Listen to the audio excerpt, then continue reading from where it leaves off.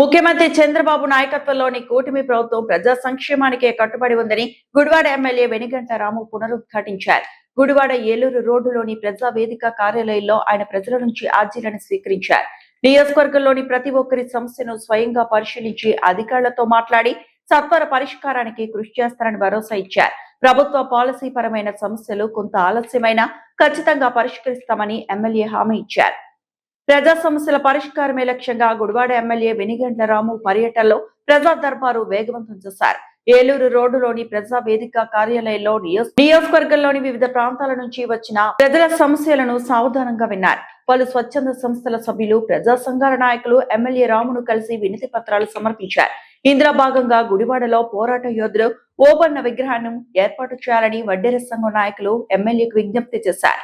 వచ్చిన ప్రతి అర్జీని స్వయంగా పరిశీలిస్తారని, వడ్డెర సంఘం కోరిన ఓబన్న విగ్రహ ఏర్పాటులో కౌత్వరం రోడ్డు సమస్య వంటి అంశాలను ప్రాధాన్యత క్రమంలో పరిష్కరిస్తామని ఎమ్మెల్యే రాము స్పష్టం చేశారు.